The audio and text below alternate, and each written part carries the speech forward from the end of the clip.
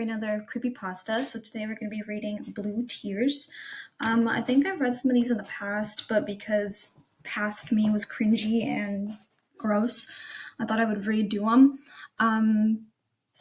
So yeah, hopefully this works because I've hacked into the screen recording app that I use because it doesn't work without Wi-Fi, and I still don't have Wi-Fi at my apartment.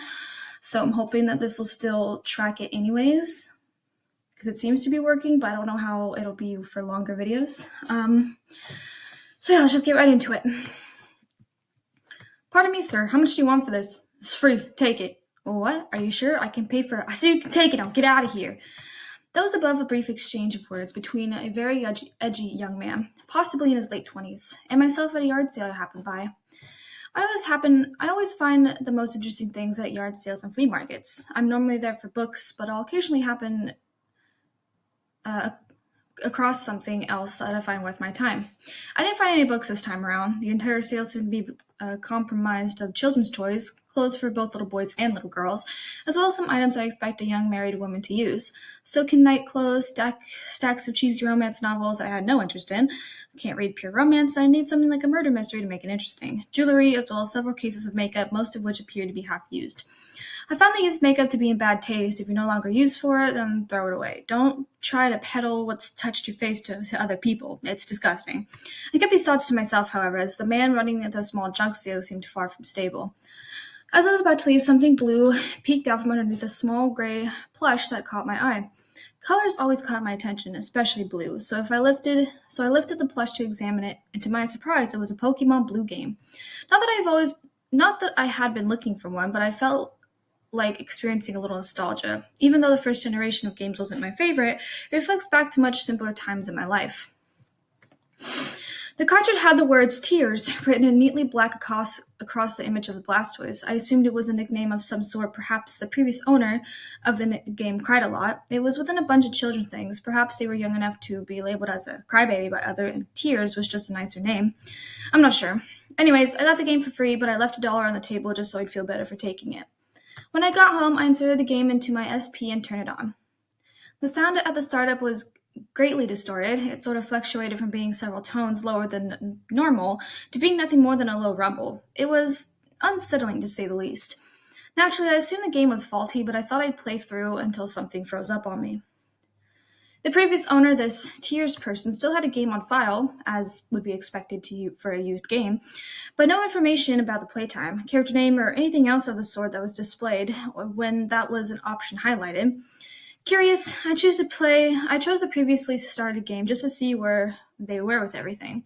A child was bound to have an interesting game with creative names, insight to the innocent mindset that was slowly becoming rarer with each passing year. Upon choosing the previous save game, I was met with a black screen and silence. I felt disappointed. The game seemed to have already messed up on me. I was just about to turn it off when a dialog box popped up. I began to read, but the text was moving painstakingly slow. I've been robbed of everything. My title is champion, my grandfather's respect. Even my Pokemon are dead because of you. I won't stand for this. I will come to find you. I was confused. Who was speaking, and who were they speaking to? My heart rate began to pick up out of what I assumed was fear. It had been a while, but I knew this wasn't normal, but curiosity continued to keep me locked into the game. As the black screen faded away, the music belonged to the inside of the Pokemon Tower began playing perfectly. The sound obviously wasn't broken as it appeared to be at the beginning. The scene revealed when the black faded was that of the appropriate area, the Pokemon Tower. The not so familiar to me sprite in your game rival, Blue was standing in front of one of the many graves inside the tower. He stayed there for several minutes, and the disturbing music continued to play throughout his silence before he finally said something. This ends today, for the both of us. With that, he left the tower, and my screen followed him. As he stood outside the tower, the music did not change to the Lavender Town's normal depressing music. Rather, the haunting tune from inside the graveyard continued to play on through a loop. As much as I wanted to turn the music down, I couldn't bring myself to do so. I couldn't move the character after that. I couldn't tell if there was another assumed glitch on the clearly hacked game, or it was hesitation of the character's part. Another minute, he finally spoke again. Fly. Even though there is no voice connected to the character in the game, with the speed in which the text moved, there's almost an obvious feel of depression about him. I opened the start menu and checked Blue's party. All he had was a Pidgeot, which had no level. I checked its stats and only move it knew the request action to fly, and all its stats, except for its health, were at 0. Odd as I found this, I didn't question it and chose to fly. When the map opened up, it was a black save for one small square that was marked Mount Silver. I knew this was impossible. Mount Silver was in Johto, which had yet to be introduced in the original Pokemon games. Regardless, it was my only destination, so I chose it. The typical animation of the trainer sprite turning into the bird sprite and flying took off place, and sure enough, I landed in front of the cave entrance to Mount Silver. Rather than having the sprite shift back to the blue sprite, his image moved to the left of Pidgeot's sprite. They faced each other for a minute before a sound much like of that entering or exiting a room played, but in much of a higher tone. It sounded as if something had broken. When Blue spoke yet again, "Fly away, you're free," I began to assume the noise was the sound of the Pokeball breaking. The Pidgeot cried out once before doing as its former master commanded and flying away. After his final Pokemon flew away, the haunting music continued to play, and he faced the entrance. "I'm coming for you." I had now had the impression that this was a mission of revenge, and the way that he was speaking, it was the revenge of the darkest sort. It dawned on me to check the items he had on him. I didn't know why this thought had crossed my mind, but given the ongoing circumstances, I felt there would be something there. And there was. There was only one item in his list: knife. An item that certainly wasn't programmed into the game under normal circumstances. Anytime I picked the option to use to see what it did, Blue said, "Not yet." After that, I was able to control the character anymore. It was as if he wanted to get him there and to see the single item just to get the gist of what he may be planning. But that was it. The rest was all on his own. Blue had stepped into the cave, and when he trekked through the stone maze of the cave, he never encountered any Pokemon, but I could faintly hear distorted cries mixed in with the music.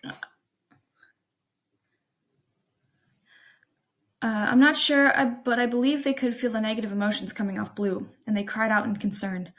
Finally, he reached the chamber that harbored Red in the Gold and Silver games. Blue's pace slowed a little as he approached his rival, and the music, dark as it was already, lowered considerably, making it infinitely darker.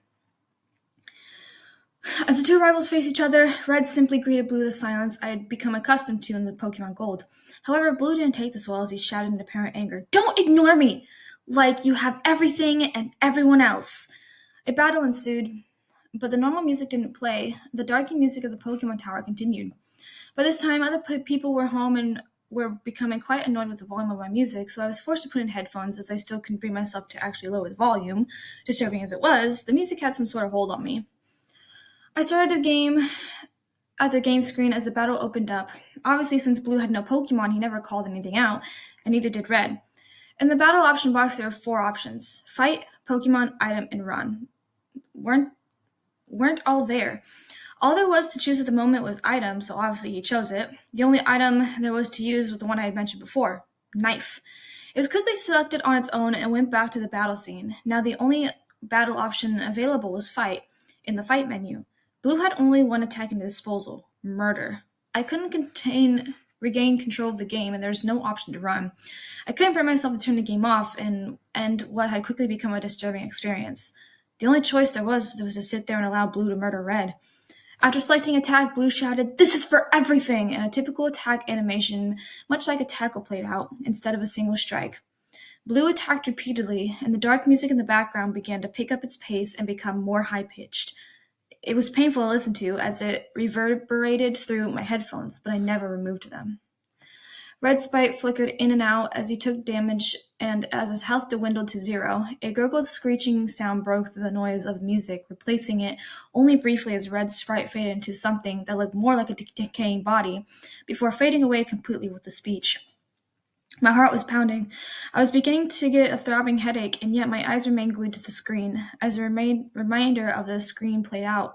As the music replaced the screen once again, another dialogue box popped up as Blue spoke again. "See you in hell."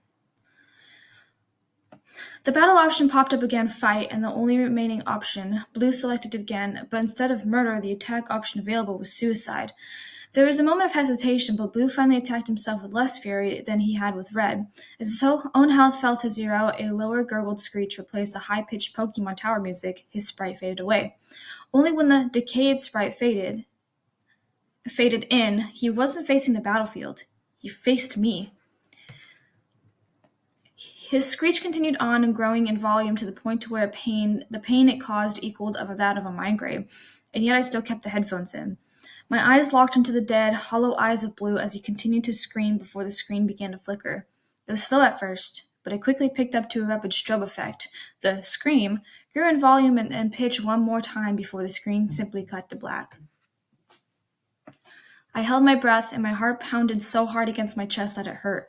I deeply hoped this was over, considering the fact I couldn't move or even hear any noise outside my headphones. I fearfully assumed that it wasn't, and I was right. While lettering began to slowly type out across a black screen, and as each word formed, I read, "I finally got my revenge. The life you had ruined is now fated, but I don't think it's over yet. My suffering has ended, and yours has only begun. I'll be watching your strife with a grin on my face, and when it all ends, I'll see you in hell." Though I had full battery just a moment ago, the light turned red and the system turned off. My nose began to spill blood for several minutes, and I'll never be able to describe what terror that I felt afterwards. I'll never be able to describe the terror I still feel. You see, the very next day on the news, they announced that the very same man I purchased the game from, I won't release his name, had called the police saying that he had killed his wife 3 days prior and buried her in the backyard. When they researched his house, they found him by the phone, dead. He had slit his throat and committed suicide. It was also mentioned that several weeks ago his 8-year-old son had murdered their 6-year-old son and then killed himself. I assumed that the game had all done this, and I'm next. I don't know how much longer